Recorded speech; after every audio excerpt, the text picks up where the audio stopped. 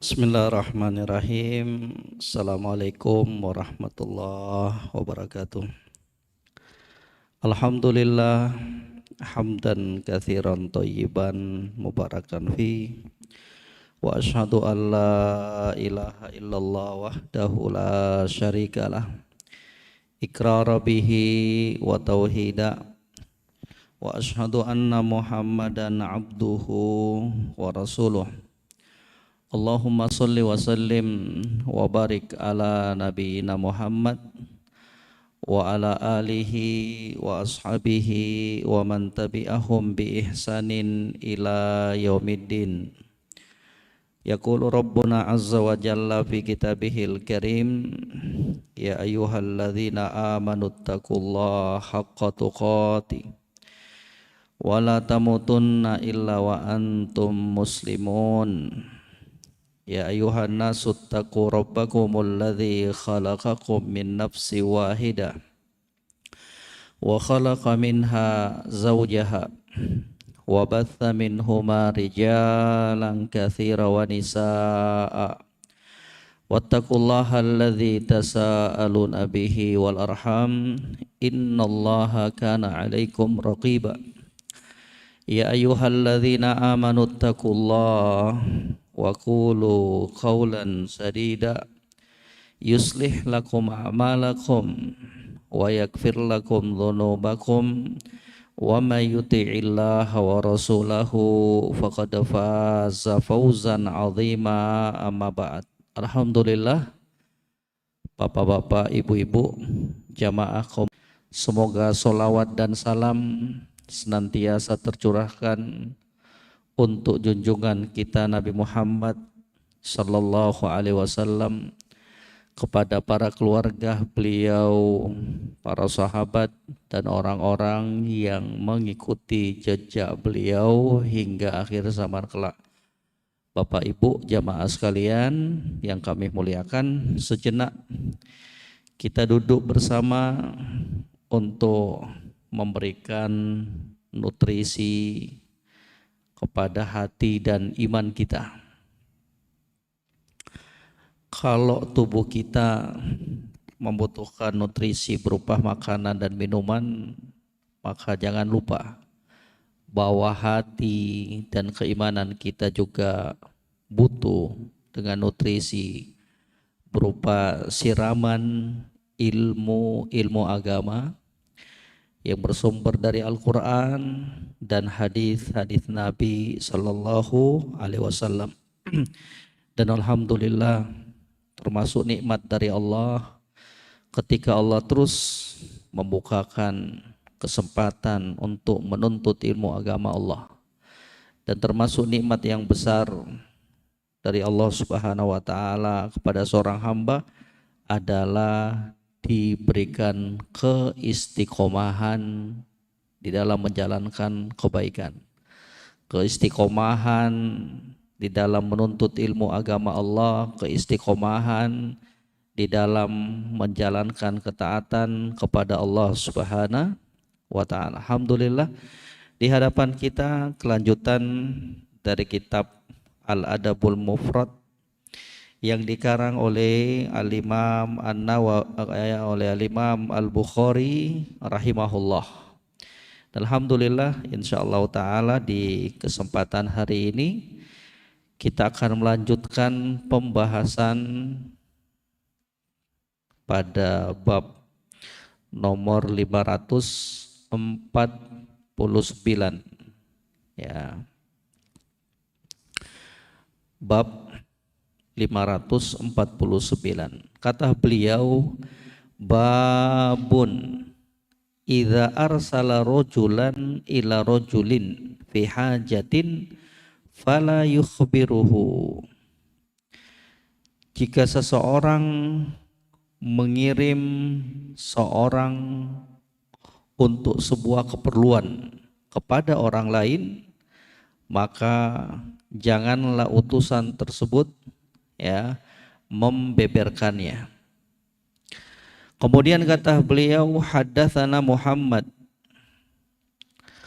qala akhbarana Abdullah telah mengkhabarkan kepada kami, telah menyampaikan dan menceritakan kepada kami Muhammad, telah mengkhabarkan kepada kami Abdullah, qala akhbarana Abdullah bin Zaid bin Aslam, telah mengkhabarkan kepada kami Abdullah bin Zaid bin Aslam an abihi an jaddihi, dari bapaknya, dari kakeknya. Beliau mengatakan qala li Umar, Umar pernah berkata kepadaku, idza arsaltuka ila rajulin, kata Umar bin Khattab radhiyallahu taala an, kalau saya mengutus kamu kepada seseorang, ya, fala tukhbirhu bima arsaltuka ilai, maka janganlah engkau memberitahukan kepadanya untuk apa engkau aku utus. Fa inna syaitan yu'iddu lahu kizbatan inda dzalik, karena syaitan menyiapkan untuknya sebuah kebohongan di saat itu. Ya, akan tetapi sangat disayangkan hadis yang berada di hadapan kita ini di nomor 1156 adalah hadis yang lemah, ya, disebabkan seorang perawi yang bernama Abdullah bin Zaid ibnu Aslam itu memiliki kelemahan. Kata para ulama, mukhtalitun, sudah bercampur aduk hafalannya, ya. Jadi ini dalam ilmu hadis yang merupakan sebuah cacat. Kalau seorang perawi itu mukhtalitun, sudah bercampur hafalannya, ya, itu terkadang disebabkan karena usianya yang sudah tua, ataukah karena kitab-kitabnya sewaktu dia belajar dahulu itu hilang, jadi bercampur dia, ya. Ini menjadi salah satu sebab kenapa perawi hadis tersebut dihukumi sebagai seorang perawi yang lemah. Bahkan ada di antara perawi dari kalangan para ulama, ketika sudah beranjak usia senja, itu keluarganya tahan dia, anak-anaknya tahan, jangan lagi meriwayatkan hadis, jangan lagi. Kenapa? Karena sudah tua, ya, dikhawatirkan sudah bercampur hafalannya. Qala haddatsana fulan, padahal enggak demikian mata rantainya, maka didiamkan, enggak boleh lagi meriwayatkan hadis karena alasan tersebut. Nah, sama dengan yang ini di hadapannya kita, Abdullah bin Zaid ibn Aslam itu dihukumi oleh para ulama sebagai seorang perawi yang lemah, mukhtalitun, ya. Akan tetapi walaupun apa yang berada di hadapan kita ini dihukumi sebagai hadis yang dhaif, bagaimanapun juga bagi seseorang yang diutus, ya, jangan dong dia beberkan rahasia orang yang mengutusnya, nggak boleh. Itu sebuah bentuk amanah. Kalaupun diperintahkan, kalaupun disuruh untuk menyampaikan sesuatu, sudah cukup sampaikan saja apa yang diamanahkan tersebut. Jangan ditambah-tambahi, ya. Jangan ceritanya ke sana kemari. Cukup itu aja, ya. Cukupkan dengan apa yang, ya, telah diamanahkan untuk disampaikan. Karena kalau dilebih-lebihkan nanti akan membuka peluang bagi syaitan untuk menyimpangkan orang tersebut, orang yang diutus tersebut. Wallahu ta'ala alam. Kemudian masuk di hadis yang berikutnya, ya. Di bab yang berikutnya 550. Ya, hadis 1157. Kata Imam Bukhari alaihi rahmatullah, babun, bab pembahasan al yaqul min aina aqbalta. Katanya, bolehkah berkata dari mana engkau datang? Ya, dari mana engkau datang? Subhanallah. Ya, sempurna sekali agamanya kita ini, coba sekalian. Tinggal kita pelajari saja. Al yaqul min aina aqbalta. Apakah boleh seseorang bertanya dari mana kamu datang? Ya. Qala haddatsana Hamid ibnu Umar an Hammad ibni Zaid an Laits an Mujahid.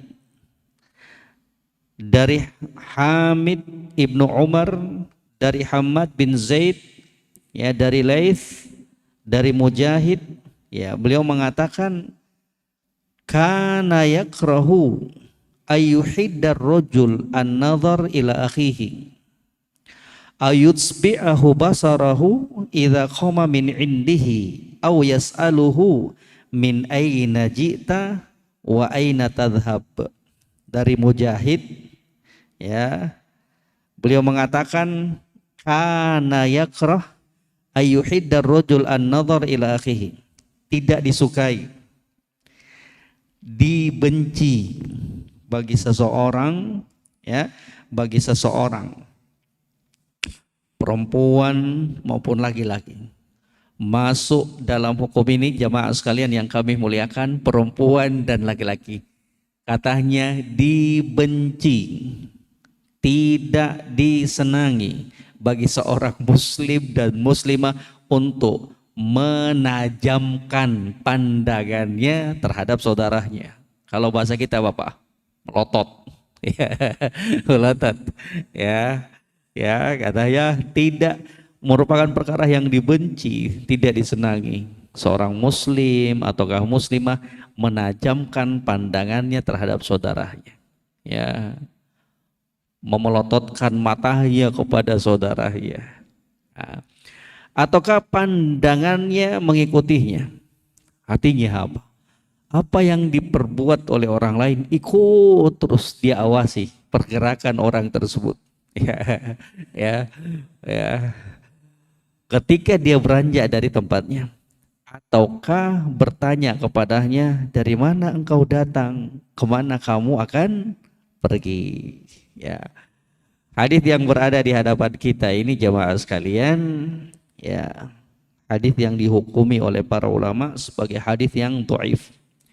Cuman beberapa kandungan maknanya itu, ya, memang benar, apalagi dikaitkan dengan urf, kebiasaan manusia, ya, apalagi di beberapa daerah, ya, di tanah airnya kita ini, di negaranya kita, itu termasuk bagian dari aib kalau ada orang yang melototin kita, apalagi sambil digoyangkan. Ya, nah, ini gajah berantem nih, ya, kok melototin saya ini. Jadi dihindari yang demikian ini. Ya, jangan menjadi sebab terjadinya permusuhan, pertikaian di antara sesama kaum muslimin. Ya, menajamkan matanya, ya, ya, gara-gara itu kemudian kalau di daerah Sulawesi cabut padinya atau enggak, yang lainnya enggak diperbolehkan, ya, enggak diperbolehkan. Ataukah mengikuti yang gerakan orang lain. Orang itu tuh bangkit dari tempatnya dipelototin, diikutin terus, ya ngapain matanya kita, ya, kita arahkan ke orang tersebut, kan dia juga nggak akan merasakan kenyamanan dengan apa yang kita lakukan, seakan-akan dia diawasi, ya, nggak boleh. Jadi jamaah sekalian, hukum asal seorang muslim terhadap saudaranya itu apa? Harus selalu berprasangka baik. Itulah tuntunan dalam Islam. Itulah tuntunan dalam agamanya kita. Hukum asal, ya, kita kepada orang lain itu husnudzon, berbaik sangka. Ya. Sampai datangnya informasi yang valid bahwa orang tersebut orang jahat atau kehalang lainnya, itu diperbolehkan bagi kita. Ya. Ya, diperbolehkan bagi kita. Kemudian kata beliau, dan juga dibenci untuk kita bertanya dari mana engkau datang dan kemana engkau pergi. Jemaah sekalian, ya, sekali lagi, walaupun hadis yang berada di hadapan kita ini hadis yang dhaif, cuman sekali lagi, ya, kalau berbicara hukum, ini hukum diperbolehkan, boleh, enggak haram orang bertanya dari mana engkau datang, kemana hendak pergi. Itu kalau ada hajatnya kita, ada keperluannya kita, ya. Tapi yang tercela kalau untuk memata-matai, ya, ataukah mencampuri urusan yang bukan urusannya kita. Ya, ya sekalian. Ya. Jadi ada juga jenis manusia yang demikian ini. Pinginnya tahu semua urusannya orang, ya nggak usah. Ya, sekali lagi jamaah sekalian, kalau memang dibutuhkan untuk kita bertanya dari mana engkau datang, kemana hendak engkau pergi, ya. Kalau ingin mengetahui keadaannya secara umum, ya, ataukah ada keperluan kita, mungkin dia pengen pergi kajian, oke kita ikut. Kalau dalam perkara kebaikan, udah saya nebeng ya, saya ikut ya, alhamdulillah. Tapi kalau dalam rangka untuk memata-matai dan mencampuri urusan orang lain, udah gak usah. Itu yang tidak diperbolehkan. Ya, itu yang tidak diperbolehkan. Ya, jadi jamaah sekalian yang kami muliakan, rahimani wa rahimakumullah, ini yang disebutkan. Ya, sedikit penjelasan dari hadis tersebut, walaupun para ulama sebagiannya itu menyatakan hadis tersebut adalah hadis yang dhaif. Kemudian kita masuk ke bab 551. Bab manistama'a ila hadithi qaumin wahum lahu karihun. Nah, ini juga penting nih. Ya, bab yang disampaikan oleh Al-Imam Bukhari alaihi rahmatullah. Bab penjelasan manistama'a ila hadithi qaumin, orang yang mendengarkan percakapan orang lain, wahum lahu karihun, padahal mereka ya enggak senang orang lain itu mendengarkan pembicaraan mereka. Ya, ini keponya tingkat tinggi nih. Ya, pingin dengarin urusan orang lain, pingin dengarin ya apa-apa yang menjadi rahasia orang lain. Katanya haddatsana Musaddad qala haddatsana Ismail qala haddatsana Ayyub an Ikrimah an Ibni Abbasin anin Nabi sallallahu alaihi wasallam. Musaddad menceritakan kepada kami, ia berkata Ismail menceritakan kepada kami, ia berkata Ayub menceritakan kepada kami dari Ikrimah dari Abdullah ibnu Abbas, seorang sahabat yang mulia, seorang sahabat yang mendapatkan doa langsung dari Nabi sallallahu alaihi wasallam. Allahumma alimhu ta'wil, wahai Allah, ajarkan anak ini at-ta'wil. Ta'wil itu artinya apa? Tafsir. Maka muncullah dan tampil Abdullah bin Abbas sebagai seorang sahabat yang memang mahir dan pandai dalam ilmu tafsir. Ya, subhanallah. Itulah kebaikan dari bergaul dengan orang-orang yang soleh. Ya, subhanallah. Katanya anin Nabi sallallahu alaihi wasallam, dari Nabi sallallahu alaihi wasallam, man sawwara suratan, barang siapa yang menggambar, membuat sebuah gambar. Ya, tolong diperhatikan nanti perinciannya biar kemudian kita enggak salah persepsi dengan hadis ini. Man sawwara suratan, barang siapa yang membuat, menggambar sebuah gambar, kullifa ayyamfukha fihi wa udziba, maka dia akan dibebani untuk meniupkan ruh pada gambar yang dia gambar tersebut, ya, sembari dia disiksa oleh Allah Subhanahu wa ta'ala. Walan yanfukha fihi, dan dia tidak akan pernah mampu untuk meniupkan ruh kepada apa yang dia gambar tersebut. Satu, ya, ini pelarangan yang pertama ini. Tidak diperbolehkan menggambar, ya. Gambar apa? Nanti akan kita jelaskan insyaallah ta'ala beserta perinciannya. Wa man tahallama kullifa ayaqida bi syairataini wa udziba. Dan barang siapa yang mengaku bahwa dia melihat sesuatu dalam mimpinya padahal tidak, ya, ngarang-ngarang, tadi saya mimpi demikian dan demikian, ya, tadi saya mimpi melihat Ka'bah, ya, tadi saya mimpi melihat wajah Nabi Sallallahu Alaihi Wasallam, padahal gak mimpi, ya. Katanya wa man tahallama kullifa ayaqida bi syairataini wa udziba.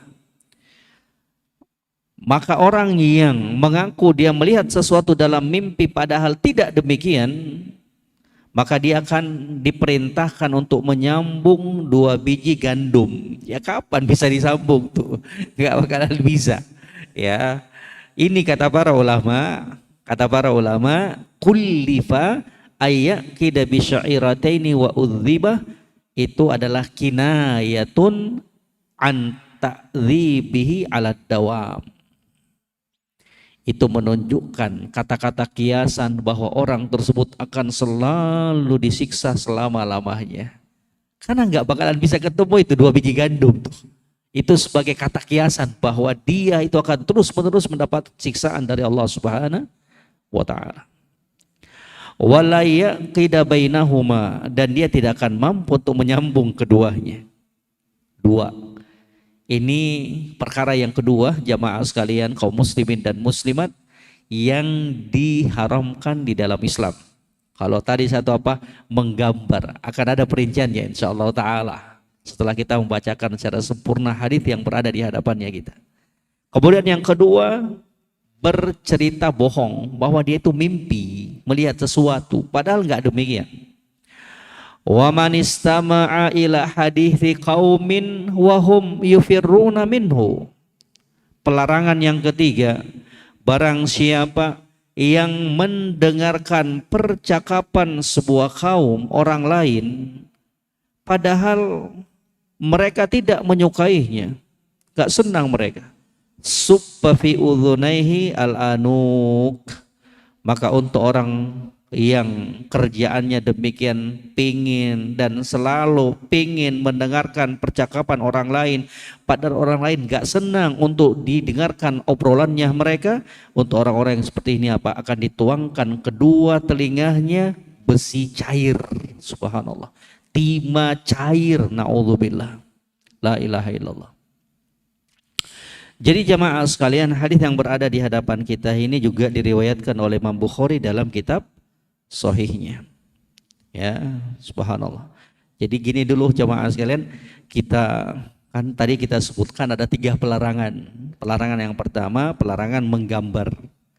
Yang kedua, pelarangan untuk berdusta telah melihat sesuatu dalam mimpi. Yang ketiga, larangan untuk mendengarkan obrolan orang lain yang mereka itu nggak senang untuk didengarkan. Yang pertama dulu kita sebutkan bahwa taswir, hukum menggambar itu ada 2. Hukum menggambar itu ada 2. Yang pertama, ayyakuna taswiru ghaira zawatil arwah.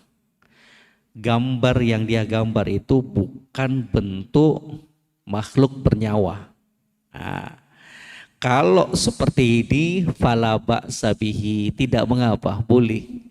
Anaknya kita gambar rumah, pepohonan, ya, dan lain-lain sebagainya. Ini ya jumhur ulama, kebanyakan para ulama mereka mengatakan diperbolehkan. 1, itu hukumnya itu. Gambar mobil, ya gambar motor, gambar lain-lain sebagainya. Yang penting bukan makhluk yang bernyawa, hukumnya boleh.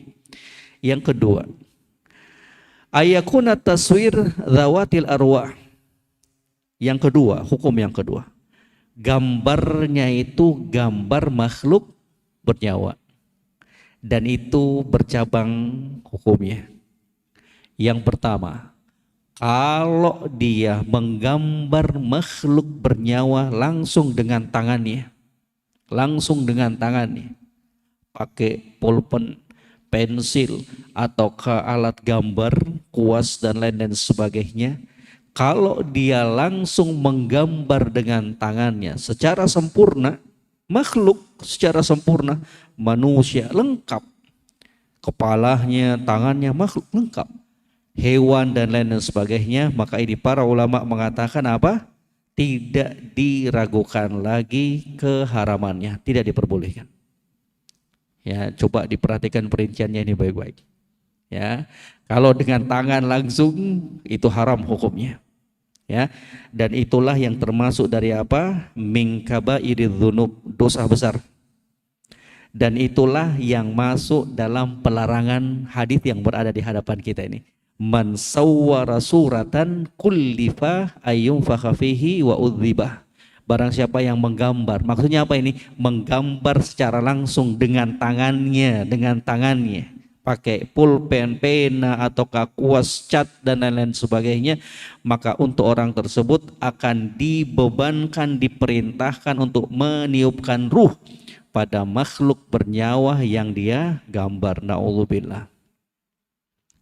Ustaz, kalau gambar makhluk bernyawa kepalanya dihilangkan maka enggak mengapa. Paham jamaah sekalian? Ya, kalau kepalanya dari hilangkan itu enggak mengapa. Ya. Kemudian itu ancamannya juga banyak dari hadis yang lainnya. La'ana akilar riba wa mukilahu wal musawwir, kata Nabi. Allah melaknat orang yang memakan riba, perwakilan yang menjadikan transaksi riba tersebut terjadi, dan Allah melaknat al-musawwir, orang yang menggambar secara langsung gambar makhluk bernyawa. Diriwayatkan oleh Imam Bukhari.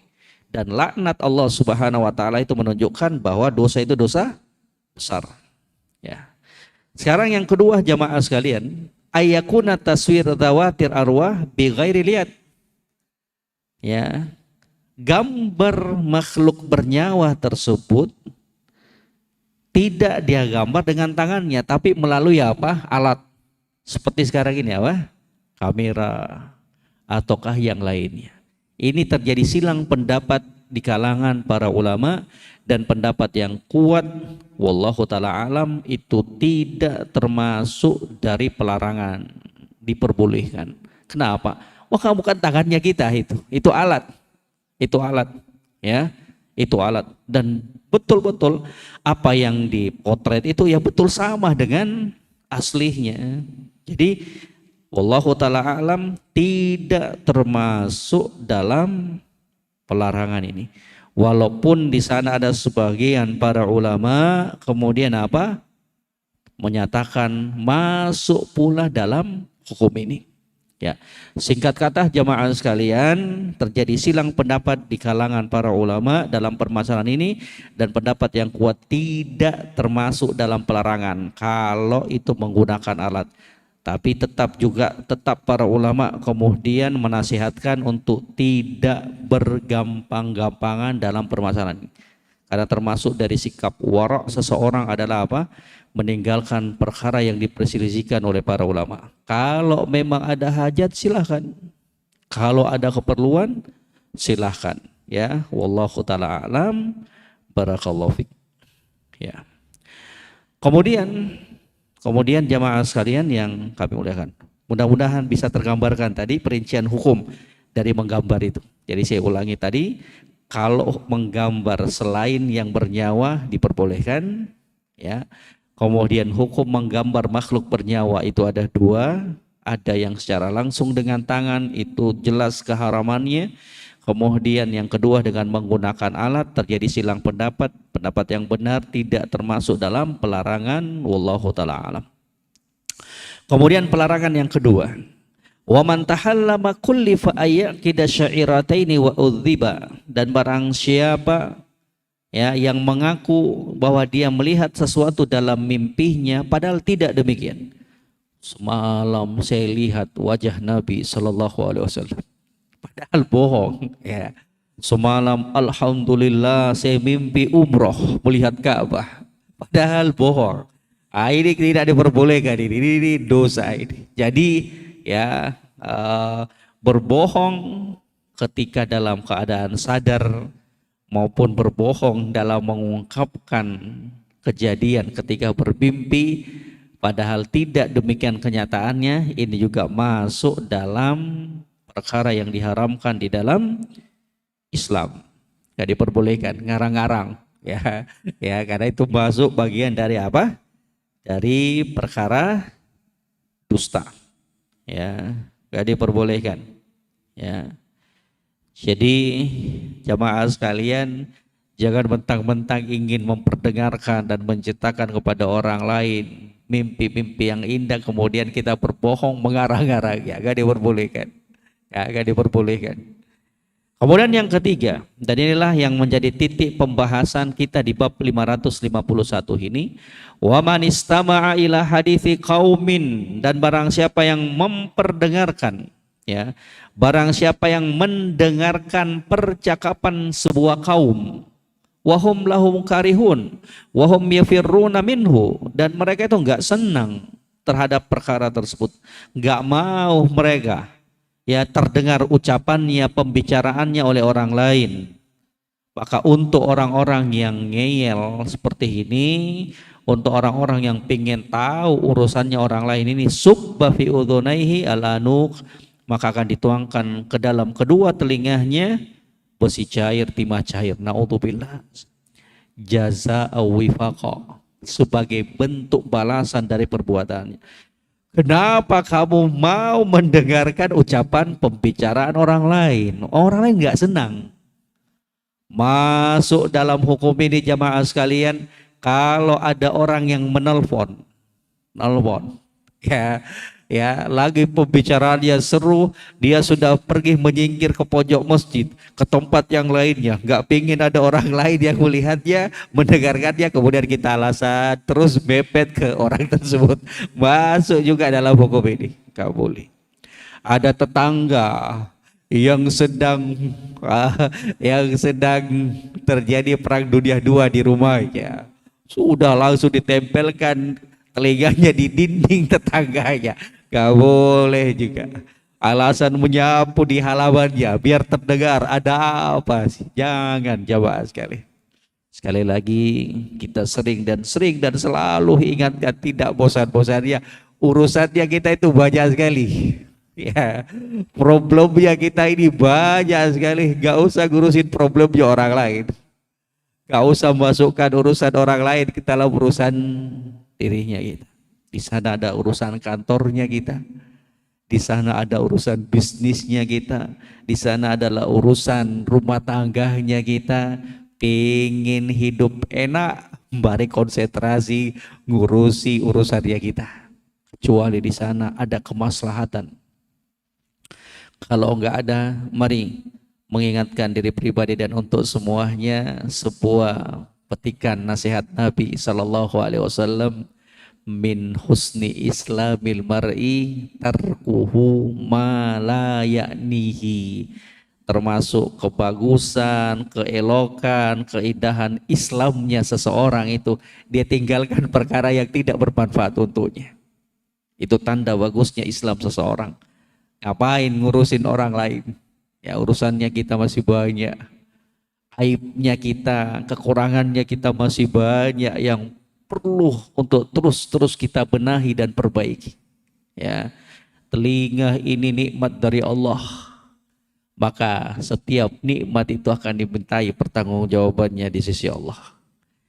Telinga ini adalah nikmat dari Allah, maka mari gunakan untuk mendengarkan perkara-perkara yang baik yang diperbolehkan di dalam Islam. Kita pakai telinganya kita untuk mendengarkan nasihat. Kita pakai telinganya kita untuk mendengarkan lantunan firman-firman Allah Subhanahu wa taala. Kita pakai telinganya kita untuk mendengarkan kutipan hadis-hadis Nabi Sallallahu Alaihi Wasallam. Kita pakai telinganya kita untuk mendengarkan nasihat-nasihat para ulama, nasihat ustadz guru-gurunya kita, kiainya kita. Kita pakai telinganya kita untuk mendengarkan amar ma'ruf nahi mungkar dan perkara-perkara yang baik yang lainnya. Ya. Jangan dipakai untuk mendengarkan perkara-perkara yang diharamkan oleh Allah. Jangan masukkan di telinganya kita perkara-perkara yang tidak mendatangkan kebaikan untuk dirinya kita, yang bisa semakin mengeraskan hatinya kita, yang bisa semakin melalaikan kita dari ketaatan kepada Allah Subhanahu wa taala. Ghibah, gosip, namimah, musik jangan masukkan. Mending masukkan murattal aja lah. Ya, barakallahu fikum. Ya, jadi jamaah sekalian, di hadapan kita ini, ya, di hadapan kita termasuk dari bagiannya kata para ulama, an-nahyu anit tasammu li ahadits man yakrahuna dzalik. Ada pelarangan untuk mendengarkan pembicaraan dari orang yang tidak menyenangi pembicaraannya itu didengar oleh orang lain. Karena ada tuh jamaah sekalian, orang kalau mau bicara kan dia lihat-lihat. Itu tandanya jangan dekat-dekat di situ. Berarti yang dia pengen ngomongnya itu perkara rahasia. Jangan dong kita datang-datang di situ, jangan. Ya. Wa huwa min hifdzil Islam li husnil alaqat bainan nas. Kenapa Islam datang melalui lisan junjungan Nabi Muhammad SAW? Kenapa Islam datang untuk melarang kita mendengarkan ucapan rahasia orang lain? Tidak lain kata para ulama, untuk menjaga bagusnya hubungan di antara sesama manusia. Luar biasa Islam itu, ya. Bukan hanya sekedar menuntun kita untuk menjaga hubungan baik dengan Allah Subhanahu wa taala, tapi lebih dari itu. Islam datang untuk menuntun kita menjaga hubungan baik dengan manusia. Salah satunya apa?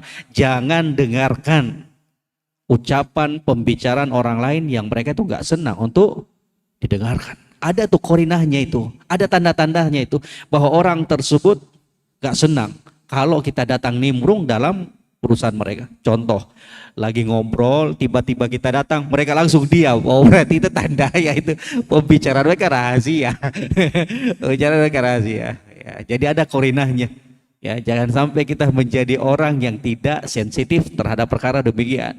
Langsung diam mereka tiba-tiba. Kok tadi kayaknya serius, kita datang langsung diam mereka. Ataukah yang kedua, korinah tandanya itu mereka ketika ingin berbicara, mereka lihat kiri kanan depan belakang aman, mereka ngomong. Kalau kita sudah kayaknya pembicaraan khusus nih, udah jangan sekali-kali datang mendekat kepada mereka, apalagi berpura-pura ingin mendengarkan ucapan mereka. Jaga perasaannya mereka itu, ya. Bisa jadi mereka ngomong di saat itu karena memang sudah lama pingin sekali berjumpa. Dan momentumnya juga cuma sebentar mereka ketemu. Coba apa jadinya kalau kita datang situ merusak ya agendanya mereka. Padahal mereka orang-orang yang sibuk yang mungkin tidak berkesempatan untuk bertemu untuk kedua kalinya. Jadi jangan menjadi pembuka kejelekan untuk manusia yang lainnya. Jadi sekali lagi seorang muslim dan muslimah harus jeli untuk selalu menjaga hubungan baik dengan sesama manusia. Jangan cuma jaga hubungan kepada Allah doang, enggak. Ya, hablum minallah wa hablum minan nas. Jaga hubungan dengan Allah dan jaga juga hubungan dengan sesama manusia. Ya, barakallahu fiik. Ya. Kemudian jamaah sekalian yang kami muliakan rahimani wa rahimakumullah. Kita masuk ke bab yang berikutnya, ya 552. Kata beliau, bab al-julus ala sarir. Ya. Katanya bab duduk di atas ranjang. Gimana hukumnya ini? Haddatsana Sulaiman ibnu Harb qala haddatsana Al-Aswad ibnu Syaiban qala haddatsana Abdullah ya ibnu Mudharib anil Uryan ibnu Al-Haytham qala wafada abi ila Muawiyah wa ana gulamun. Sulaiman ibnu Harb menceritakan kepada kami, ia berkata, Aswad ibnu Syaiban menceritakan kepada kami, ia berkata, Abdullah ibnu Mudharib menceritakan kepada kami, anil Uryan ibnu Haytham, dari Uryan ibnu Haytham, ya. Qala wafada abi ila Muawiyah. Suatu hari ayahku datang menjumpai Muawiyah wa ana gulamun, dan di saat itu aku masih kecil. Falamma dakhala alaihi qala marhaban marhaban. Maka ketika abiku, bapakku masuk menjumpai Muawiyah, maka Muawiyah mengatakan marhaban marhaban, selamat datang selamat datang. Ya. Wa rajulun qa'idun ma'ahu ala sarir. Ternyata ada seorang lelaki yang sedang duduk bersama Muawiyah di atas tempat tidur. Qala ya Amirul Mukminin man hadzal ladzi turahibu bihi. Wahai Amirul Mukminin, wahai Muawiyah, siapa sih orang yang kamu sambut ini? Qala hadza sayyidu ahlil masyriq wa hadzal Haytham ibnul Aswad. Ini adalah tokoh masyarakat negeri timur Masyriq, Haytham ibnul Aswad. Qultu man hadza? Qalu hadza Abdullah ibnu Umar ibnul As. Ya, aku katakan siapa orang ini?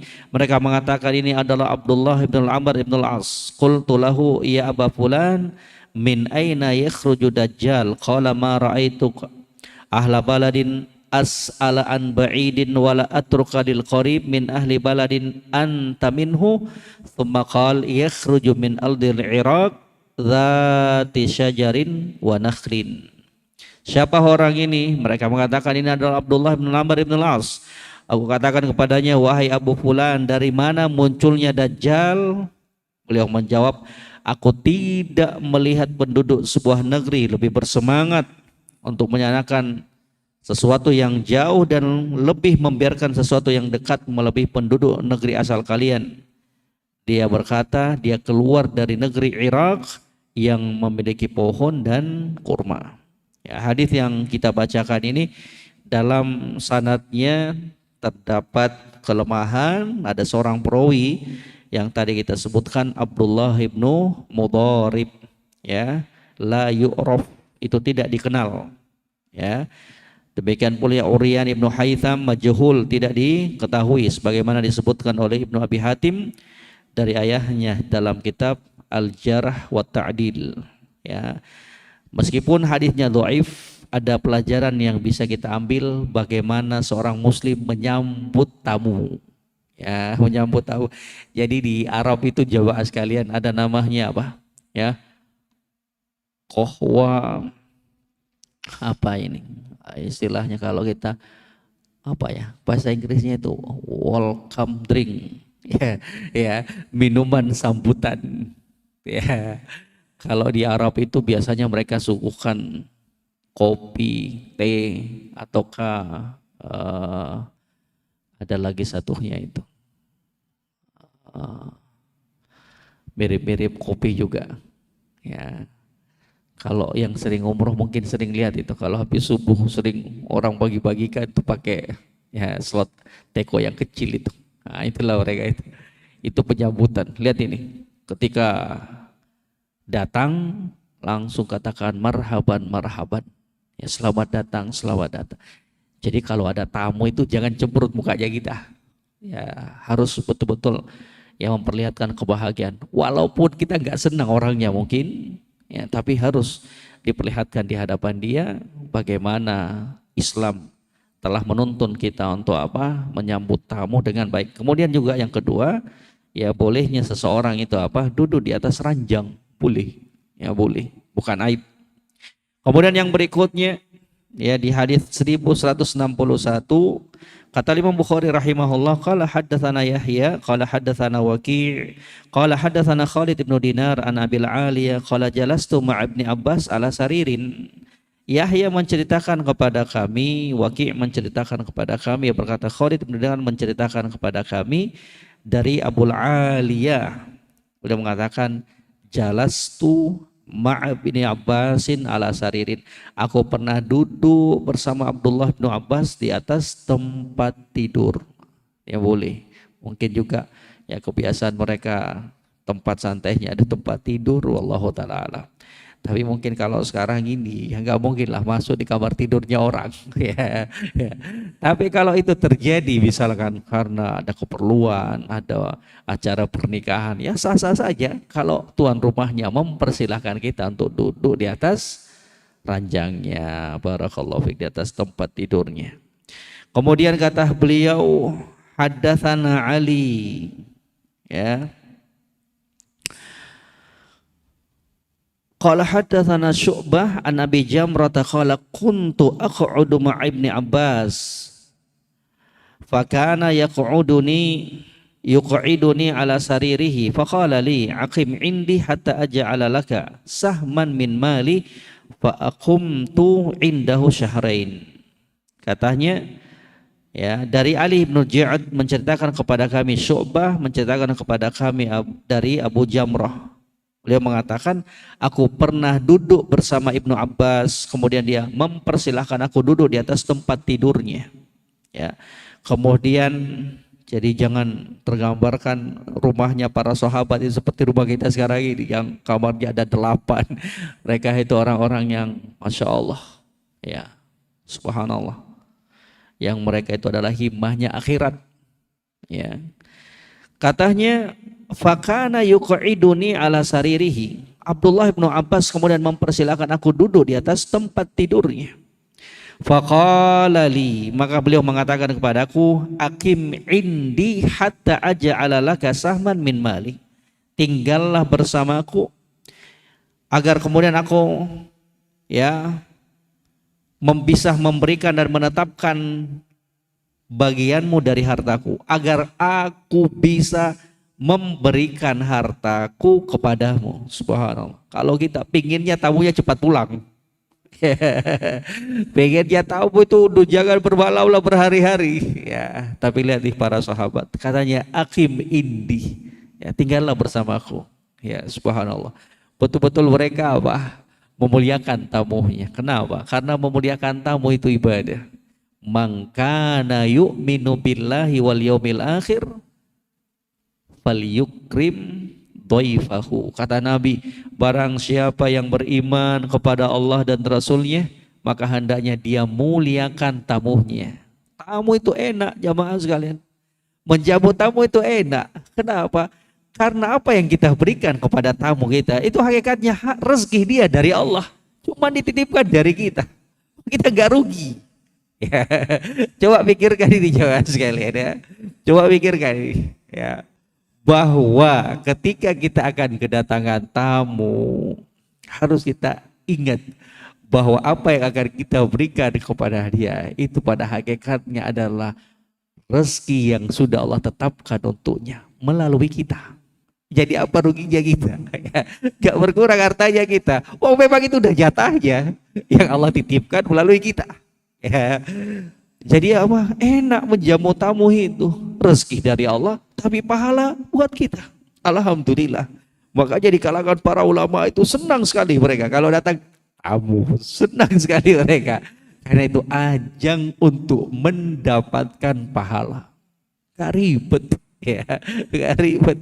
Apa yang kita perbuat harus kita yakini itulah jatah yang memang sudah tentukan 50.000 tahun sebelum diciptakan langit dan bumi. Memang sudah Allah tetapkan, ya, tanggal sekian, jam sekian, dah rezeki kamu ada di rumah orang itu, ya, kamu bakalan makan ini, minum ini. Jadi jamaah sekalian, alhamdulillah, lihat di hadapan kita para sahabat luar biasa. Bahkan ada di antara mereka karena kedermawanan mereka, keinginan mereka untuk menyambut tamu ketika Nabi nggak memiliki apa-apa. Sampai Nabi mengatakan, siapa ingin menjamu orang ini? Dia juga sebenarnya gak mampu-mampu banget. Dibawa ke rumah, dihidangkan apa tamunya itu. Pas mau makan dimatikan lampunya, lilinnya, sengaja. Biar apa? Tamunya doang yang makan. Subhanallah. La ilaha illallah. Ya. Wa yu'thiruna ala anfusihim walau kana bihim khasasah. Mereka mendahulukan orang lain, saudaranya. Walaupun pada hakikatnya mereka itu juga orang-orang yang butuh. Itulah mereka, para sahabat. Itulah mereka. Karena Allah sudah tahu isi hati mereka itu. Mereka dipilih untuk menemani junjungan kita Nabi Muhammad Sallallahu Alaihi Wasallam. Luar biasa. Subhanallah. Ya, luar biasa. Katanya udah kamu ente tinggal aja sama saya. Tinggal dulu. Nanti saya berikan harta saya pada kamu. Subhanallah. Fa'akumtu indahu syahrain. Maka aku pun tinggal bersamanya 2 bulan. Bukan 3 hari jamaah sekalian. Bukan 3 hari. 2 bulan dijamu oleh siapa? Abdullah ibn Abbas. Walaupun jatah tamu itu 3 hari, 3 malam doang. Ya, cuman ini subhanallah. Ya, luar biasa. Ya, semoga Allah Subhanahu wa taala senantiasa menganugerahkan kepada kita semuanya akhlak-akhlak yang mulia yang telah dibimbingkan di dalam Islam ini. Kemudian yang berikutnya 1162. Haddatsana Ubaid ibnu Yazid. Qala haddatsana Sulaiman ibnu Mughirah. Ya. An Humaid ibnu Hilal. Ataukah yang ya 162. Ubaid menceritakan kepada kami, ya berkata Yunus ibnu Bukhair menceritakan kepada kami, Khalid bin Dinar Abu Khalda menceritakan kepada kami, ia mengatakan sami'tu Anas ibn Malik wa huwa ma'al Hakam amirin bil Basrah ala sarir yaqul kana Nabi sallallahu alaihi wasallam idza kana al-har abrada bis shalah wa idza kana al-bardu bakara bis shalah.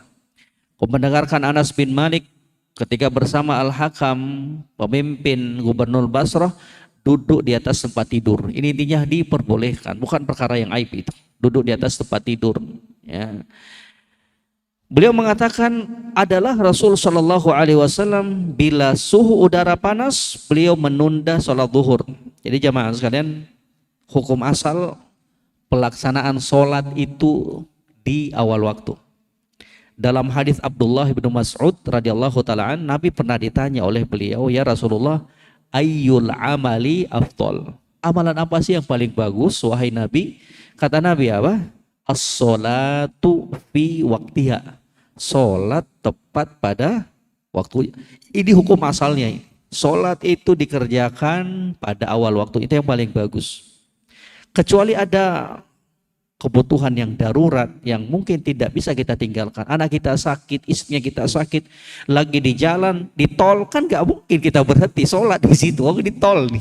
Ya, jadi hukum asal kerjakan sholat pada waktunya. Ada beberapa kondisi dalam Islam yang sholat itu lebih bagus diakhirkan. Salah satunya sholat zuhur. Kalau udaranya panas menyengat.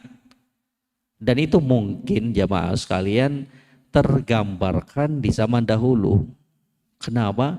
Karena masjidnya mereka itu lantainya bukan dari keramik, granit, dan karpet sekarang ini. Kenapa Nabi mengatakan fa'abridu bis sholah? Kalau terik panas matahari, kalian tahan dulu, tunda dulu. Kenapa? Karena lantainya mereka itu pasir, kerikil. Gak mungkin mereka panas-panasan ketika sujud nempel ya pasir panas, kerikil panas itu. Makanya Nabi katakan fa'abridu bisolah, tunggu dulu sampai panas terik itu menghilang, menurun. Itu. Tapi kalau kita alhamdulillah ya di rumah dingin, pergi juga keluar mungkin pakai motor, pakai mobil, masuk ke masjid sudah dingin lagi ya. Jadi jangan kemudian beralasan panas sekali, nanti jidatnya kita panas. Apa aja yang panas ya, dingin semua kok alhamdulillah ya jawab sekali. Yang kedua, sholat isya. Sholat isya, kata Nabi, laula an asyukka ala ummati la amartuhum bis sholah hadhihi sa'ah. Ketika itu Nabi ada keperluan, ya, sampai-sampai para sahabat sudah berkumpul di masjid untuk melaksanakan sholat isya. Nabi nggak nongol-nongol. Kemudian di sekitar jam 10 atau 11 malam Nabi keluar. Sholatlah Nabi Shallallahu Alaihi Wasallam. Di antara para sahabat ada yang menunggu sambil ngantuk-ngantuk, nggak tidur tapi ngantuk-ngantuk. Dan itu nggak membatalkan wudhu. Ya, yang membatalkan wudhu itu kalau sampai mendengkur, nggak nggak sadar lagi apa dia buang angin atau tidak. Kalau sekedar sadar lagi masih sadar, itu nggak batalkan wudhunya kita. Ada di antara sahabat yang demikian. Mereka nggak keluar wudhu. Kemudian Nabi sholat. Setelah sholat beliau mengatakan apa? Laula an asyukka ala ummati la amartuhum bisolah hadhihi sa'ah. Sekiranya nggak merepotkan dan memberatkan umatku, maka sungguh saya akan perintahkan mereka untuk sholat isya di waktu ini.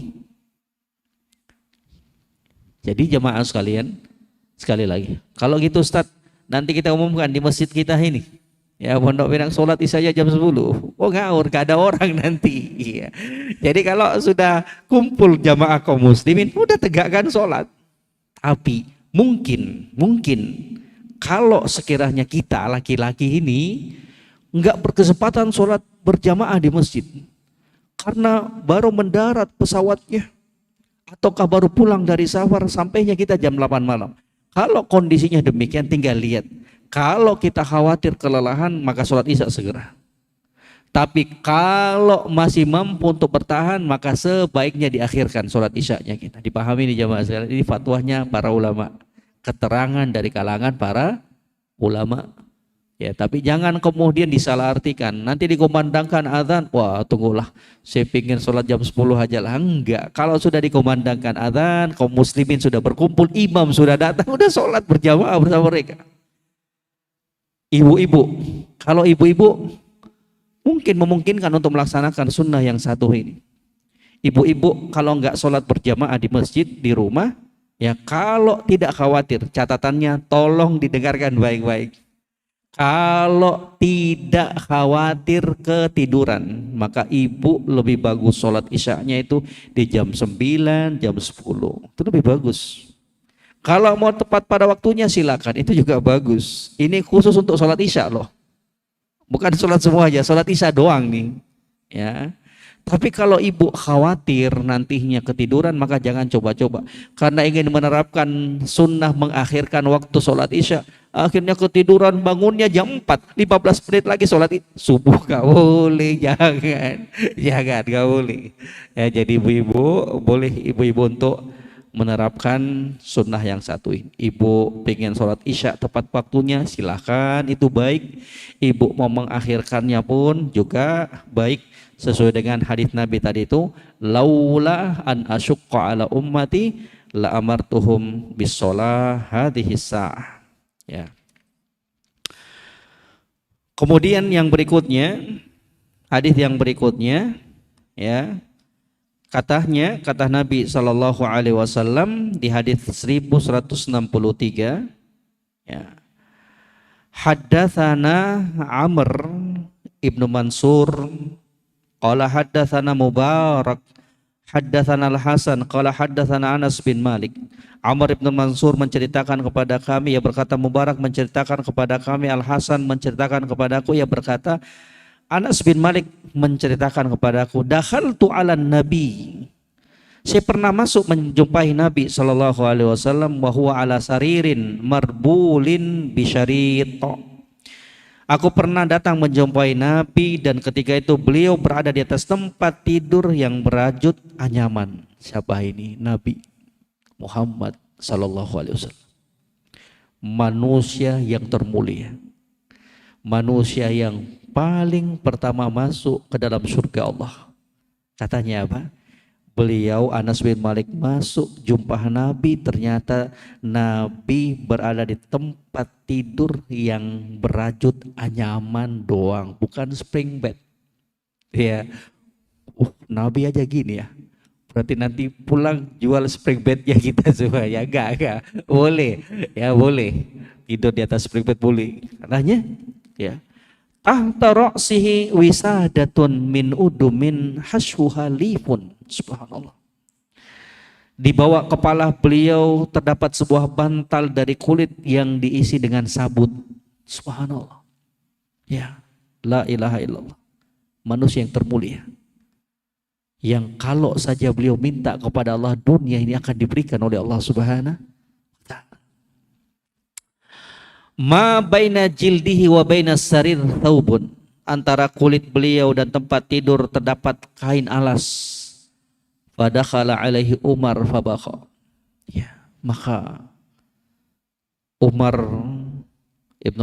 Umar masuk menjumpai beliau sambil menangis.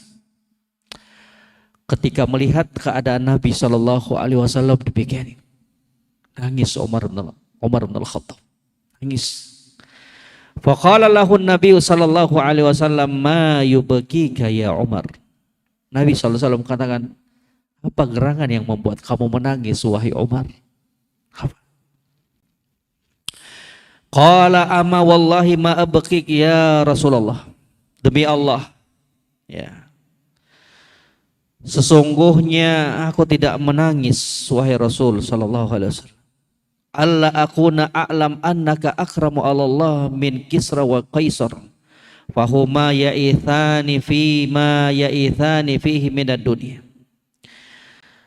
Ketika ditanya apa yang membuat kamu menangis wahai Umar, beliau mengatakan, demi Allah wahai Rasul sallallahu alaihi wasallam, aku tidak menangis sekiranya aku tidak tahu bahwa engkau itu lebih mulia di sisi Allah daripada Kisra. Kisra itu apa? Laqabu Malikil Al-Furs, raja Persia, dan juga raja Romawi. Sekiranya saya nggak tahu bahwa kamu itu lebih mulia dibandingkan raja Persia dan raja Romawi, ya mungkin saya nggak akan bersedih. Tapi karena saya tahu engkau lebih mulia daripada mereka. Tapi mereka itu wahai Rasul sallallahu alaihi wasallam hidup berfoya-foya dengan apa yang mereka rasakan di dunia ini. La ilaha illallah. Artinya apa jamaah sekalian? Dari ucapan Umar bin Khattab ini beliau meyakini seharusnya engkau dan kaum muslimin itu lebih berhak untuk mendapatkan kenikmatan dunia itu dibandingkan orang kafir itu. Oh, mereka bermaksiat. Tapi lihat, Umar lihat Nabi tidur di atas kasur yang beranyaman apa? Tempat tidur yang beracun anyaman. Subhanallah. Sementara raja Persia, Romawi dan kaumnya hidup di atas kesenangan dunia. Engkau lah wahai Rasul dan kaum muslimin aula minal kufrar bihadhihin na'im. Seharusnya engkau wahai Rasul dan kaum muslimin yang lebih berhak untuk mendapatkan nikmat-nikmat ini. Subhanallah. Wa anta ya Rasulullah bil makanil ladzi ara. Mereka berfoya-foya merasakan nikmat dunia, sementara engkau wahai Rasulullah, saya melihat engkau ya dalam posisi di tempat ini tidur di atas tikar yang berajut anyaman. Bantalnya pakai apa tadi jamaah sekalian? Dari kulit yang diisikan sabut. La ilaha illallah. Lihat kata Nabi sallallahu alaihi wasallam menenangkan sahabatnya, menenangkan Umar bin Al-Khattab radhiyallahu taala. Ama tarda ya Umar, tidakkah engkau senang wahai Umar, antakuna lahumud dunya walanal akhirah? Tidakkah kamu senang wahai Umar, biarkan saja dunia itu milik mereka dan untuk kita akhirat. Subhanallah. Kau boleh mau samakan dunia dan akhirat itu nggak akan bisa jemaah sekalian. Kau boleh. Muslim dan muslimah yang cerdas adalah mereka yang lebih mengutamakan akhirat. Gimana mungkin mau dikatakan seimbanglah untuk kehidupan dunia dan akhirat kamu? Kejarlah, apalagi sampai mengatakan kejarlah dunia tapi jangan lupa akhirat kamu. Mau dikemanakan ucapan seperti ini? Mau menyamakan dunia dengan akhirat itu nggak bakalan bisa. Apalagi untuk dikatakan kejarlah dunia kamu tapi jangan lupa akhirat kamu. Harus dibalik, kejar akhirat jangan lupa dunia. Itu yang harusnya kita dengungkan dan viralkan sekarang ini. Kejar akhirat tapi jangan lupakan jatahnya kita di dunia. Jangan dibalik. Kejar dunia, jangan lupa akhirat. Seakan-akan akhirat itu apa? Yang nomor 2. Gak jamaah sekalian. Tiap harinya, hampir tiap hari kita baca Al-Quran, kita dengarkan lantunan firman Allah, wal akhiratu khairun wa abqa.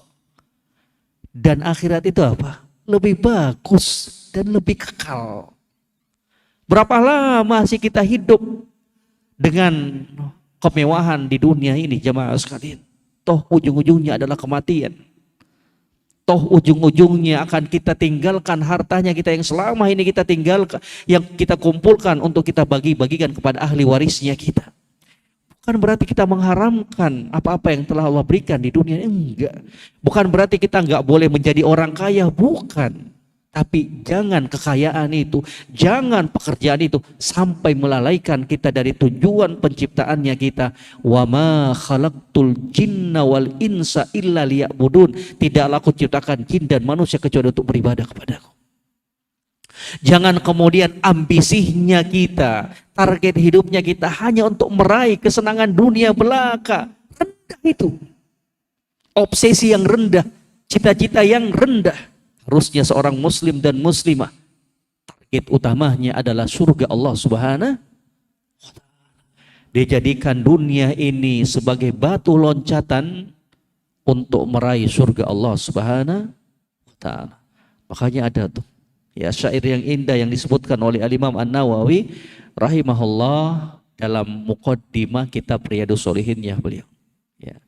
Inna lillahi ibadan futana talaqud dunya wa khaful fitana nadharu fiha falamma alimu annaha laysat lihayyin watana ja'alaha lujjatan li sahil amal.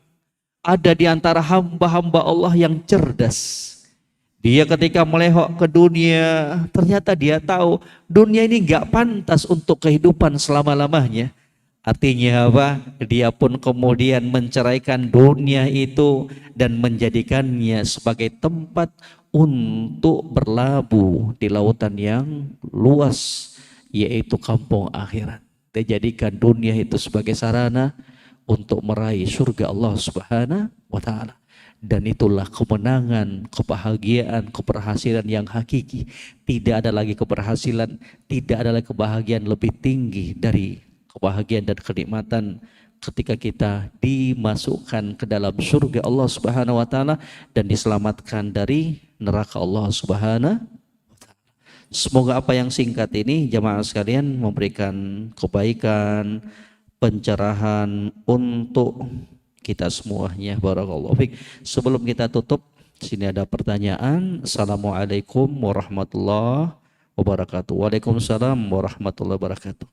Barakallahu fiik wa fiik barakallahu. Ustaz, jadi hukumnya boleh untuk orang lain, tamu, untuk masuk ke kamar tidur dan bukan sesuatu yang terlarang. Jadi kalau dengan izin kita selaku tuan rumah ataukah suaminya kita mempersilahkan masuk, ya silakan, boleh, ya. Tapi kan sekarang kita ini orang-orang terima tamu kan di ruang tamu pada umumnya, ya di ruang tamu. Cuman kalau ditanya boleh enggak ya memasukkan orang lain tamu masuk ke kamar tidurnya kita, jawabannya boleh kalau memang ada keperluan. Ya, dan itu dengan izinnya kita. Ataukah sebagai perempuan tanya dulu dong izin kepada sang suami. Kalau suami tidak perbolehkan ya jangan dimasukkan. Oh itu privasinya kita. Apalagi maaf sebagian orang tuh ada yang memang gemarnya ketika datang berkunjung bertamu ke rumah orang, matanya itu seperti CCTV.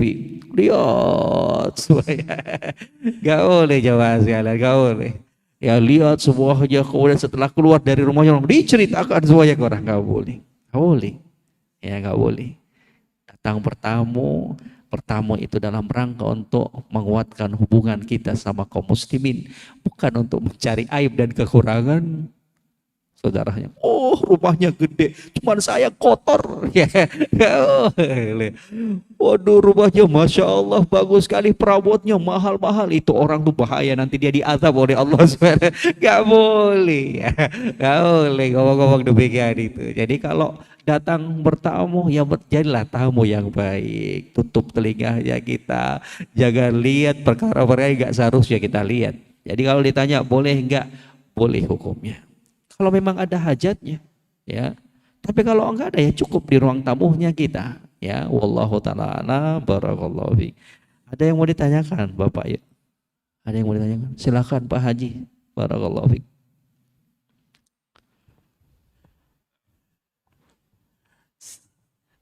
Mengenai gambar ini tadi Pak Ustadz. Kan tadi digambarkan bahwa kalau menggambar dengan tangannya. Terus bagaimana hukumnya kalau kita membeli gambar yang digambar oleh pelukis misalnya gitu. Masya Allah. Sehat selalu Haji. Barakallahu fiik. Masya Allah. Tadi katanya Ustadz sudah jelaskan tentang hukum menggambar. Kalau menggambar bukan makhluk bernyawa itu nggak ada masalah. Kalau menggambar makhluk bernyawa, manusia, hewan, dengan menggunakan tangan itu dosa, itu haram dalam Islam. Ya, kalau pakai kamera nggak mengapa, karena itu bukan langsung dengan tangannya kita. Lagi mana Ustadz? Kalau sekiranya kita membeli ya gambar-gambar makhluk bernyawa, ya ditinggalkan, jangan. Karena apalagi sampai memajangnya di rumah kita.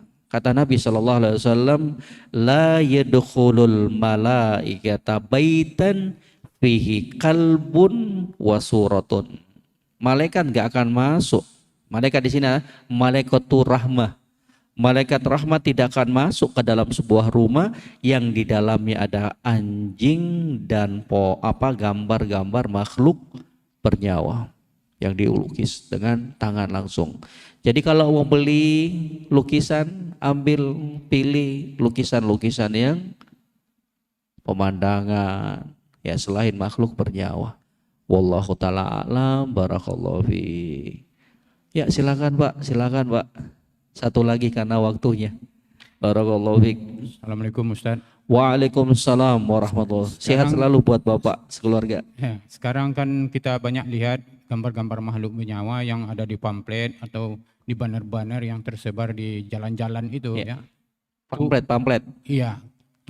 Dalam rangka pemilihan umum sekarang itu kan banyak gambar makhluk bernyawa sebagai makhluk bernyawa.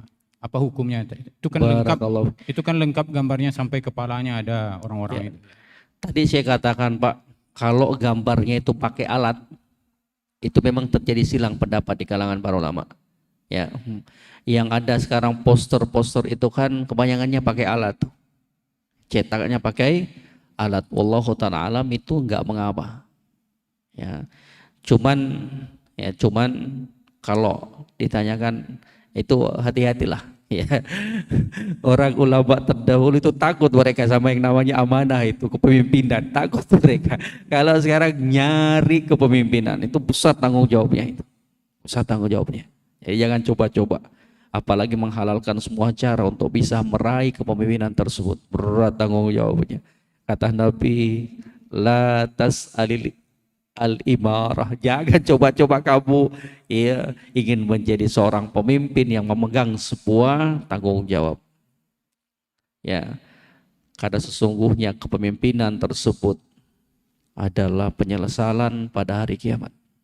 Bayangkan kalau sampai ada rakyat bawahan yang kemudian mengeluh karena kepemimpinan kita. Semua akan ditanya oleh Allah Subhanahu wa taala. Kullukum ra'in wa kullukum mas'ulun an ra'iyat. Kamu adalah pemimpin dan setiap pemimpin akan dimintai pertanggungjawabannya. Ya. Jadi kita doa kepada Allah, semoga negaranya kita diberikan pemimpin yang baik, yang betul-betul berpihak kepada Islam dan kepada kaum muslimin. Semoga Allah Subhanahu wa taala menganugerahkan ya kepada pemimpin kita pemimpin yang baik, dan semoga Allah memilihkan teman-teman pemimpinnya kita dari teman-teman yang baik, karena itu pengaruh tuh. Teman yang membisikkan kepada pemimpin itu pengaruh sekali. Semoga Allah Subhanahu wa taala senantiasa menjaga ya persatuan di kalangan kaum muslimin. Barakallahu fiik. Sampai sini Bapak Ibu sekalian, semoga apa yang singkat ini bermanfaat untuk kita semuanya.